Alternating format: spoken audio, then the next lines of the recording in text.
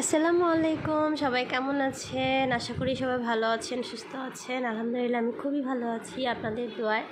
তো এই যে লোভনীয় একটা শুটকি রান্না করেছি আমি আজ, লাগছে না অনেক বেশি লোভনীয়, খেতে কিন্তু দারুণ মজা এটা। তো আমি কিভাবে রান্না করেছি আমি অবশ্যই দেখাচ্ছি এখন। আমার কাছে যে রান্নাটা খুব প্রিয়, ভালো লাগে, সেটাই আমি আপনাদের সাথে শেয়ার করি সবসময়।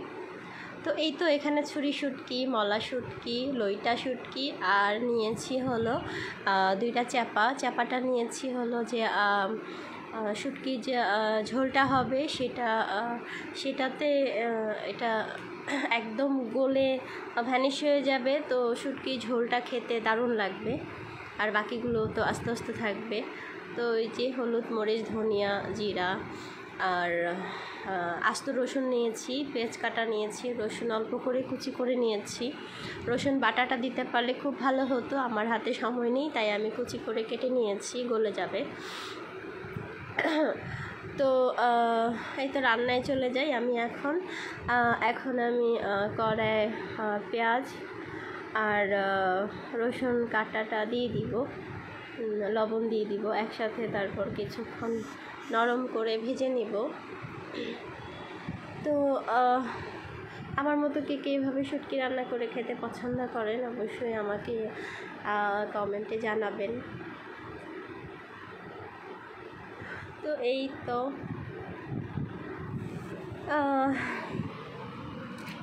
এখন আমি পেঁয়াজ রসুন সব দিয়ে দিলাম, আর এই আস্ত রসুনটা এখন আমি দিব না, কারণ এখন দিলে গলে যাবে, সবার শেষে দিব।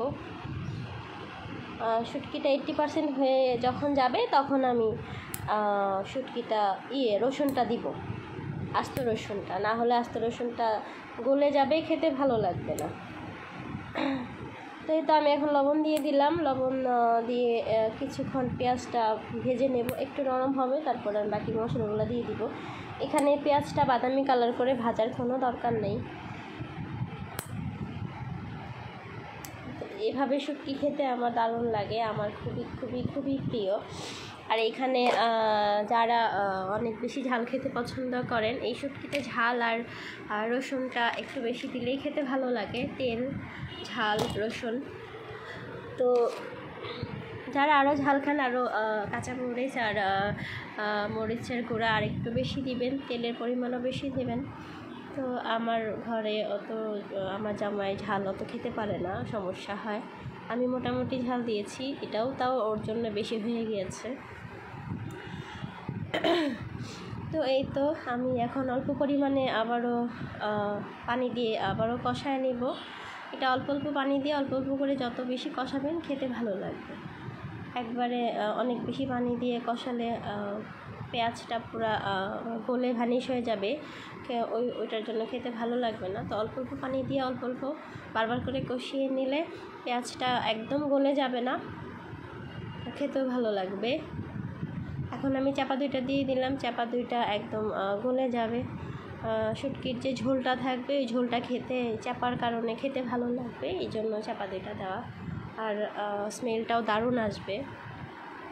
আবারও অল্প পরিমাণে পানি দিলাম, দিয়ে আবারও কতক্ষণ কষাবো।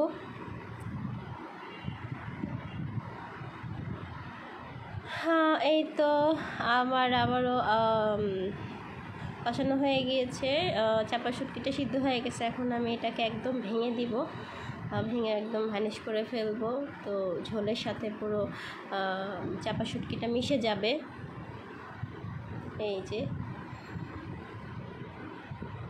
চাপা শুটকির যে মাথা আশেপাশে কাটাগুলো ছিল সেটা আমি কেটে ফেলে দিছি। মাথা আর কাটাটা যদি থাকতো তাহলে ঝোলটা পুরো কাটা কাটা হয়ে যেত, খেতে বিরক্ত লাগতো, তার জন্যই মাথাটা ফেলে দিয়েছি, আশেপাশে কাটা ফেলে দিয়েছি। আর বাকিটা তো নরম, ওইটা এমনিতেই ভ্যানিশ হয়ে যাবে। তো এখন আমি বাকি শুটকিগুলো দিয়ে দিচ্ছি, ছুরি শুটকিটা দিয়ে দিলাম। ছুরি শুটকি কিন্তু খেতে দারুণ মজা, যারা খান তারা অবশ্যই বুঝবেন। তো এখন লইটা শুটকি দিয়ে দিলাম, তারপর দিয়ে দিব মলা শুটকি, এই তো মলা শুটকিটা দিয়ে দিলাম, মলা মাছের শুটকি, ছুরি মাছের শুটকি, লইটা মাছের শুটকি, 3 ধরনের, আর চাপা শুটকি, 4 ধরনের শুটকি দিয়ে আমি এটা রান্না করেছি। তো আমি আবারও কিছুক্ষণ পানি দিয়ে কষায় নিব।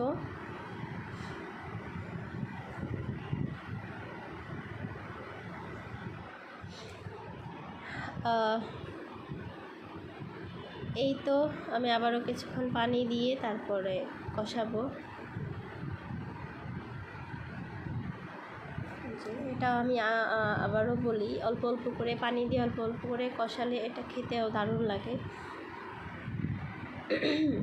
তো এই তো আমার আবারও পানি দিয়ে আবারও কতক্ষণ কষাচ্ছি, আমার কষানো হয়ে গিয়েছে। এখন আমি আস্ত রসুন দিয়ে আবারও কিছু পানি দিয়ে আবারও কতক্ষণ রান্না করব।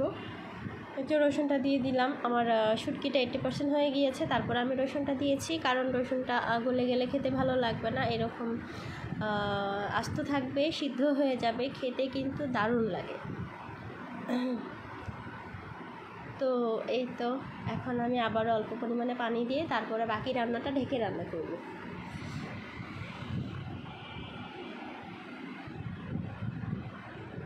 এই তো এই পরিমাণে পানি দিয়ে দিলাম,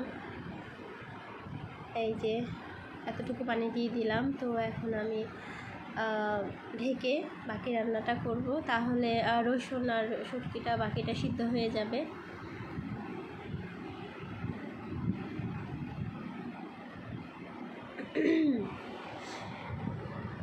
টমেটো আর কাঁচামরিচটা দিয়ে দিব লাস্টে। আর প্রথমে যদি টমেটোটা কাঁচামরিচটা দিতাম তাহলে কাঁচামরিচটা গলে যেত আর ঝালটা আরও বেশি বেড়ে যেত, যেই কারণে দিইনি। টমেটো আর কাঁচামরিচটা লাস্টে দিয়েছি, এটা হাফ সিদ্ধ হবে, খেতে খুব ভালো লাগবে।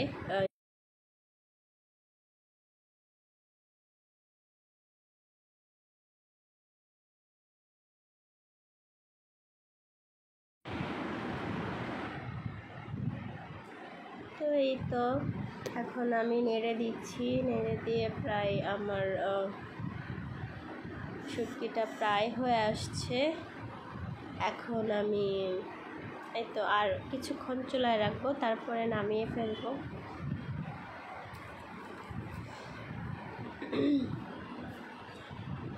এই যে দারুণ একটা ঘ্রাণ বের হচ্ছে, এইভাবে কে শুটকি রান্না করে খান আমাকে অবশ্যই কমেন্টে জানাবেন। এটা কিন্তু দারুণ মজা, আর আমি অনেক শুটকি পাগল। আমার সপ্তাহে 2-3 দিন শুটকি রেসিপিটা না থাকলে আমার ভালো লাগে না। এইটা আমার ঘরে শুটকি আমার ঘরে থাকতেই হবে, তো না থাকলে আমার জামাই কিনে নিয়ে আসে, বলে কি না শুটকি পাগল বউ আমার, শুটকি খাও বেশি করে। তো এই যে এরকম হয়ে আসছে, এই তো ঝোলটা আরেকটু টেনে একদম তেল বের হয়ে যাবে, তারপরে আমি একদম নামিয়ে ফেলবো। তো আমার রসুনটাও সিদ্ধ হয়ে গিয়েছে, কাঁচামরিচটাও সিদ্ধ হয়ে গিয়েছে, দারুণ একটা স্মেল বের হচ্ছে। তো কে কে আমার মতো এরকম শুটকি পাগল, শুটকি খেতে পছন্দ করেন, সপ্তাহে 2-3 দিন শুটকি না খেলে ভালোই লাগে না। আমি হচ্ছে এরকম শুটকি পাগল, খেতে কিন্তু দারুণ লাগে। এটা আমার খাবারের প্রিয় তালিকায় হচ্ছে শুটকি একটা প্রিয় খাবার। অনেকগুলো প্রিয় খাবারের মধ্যে শুটকি হচ্ছে খুবই প্রিয় একটা খাবার আমার। তো এই তো আমার শুটকিটা হয়ে গিয়েছে। তো রান্নাটা কেমন লাগলো অবশ্যই কমেন্টে জানাবেন। ভালো থাকবেন, সুস্থ থাকবেন, আমার জন্য দোয়া করবেন। অবশ্যই আপনাদের জন্য অনেক অনেক দোয়া ও ভালোবাসা রইল। আসসালামু আলাইকুম।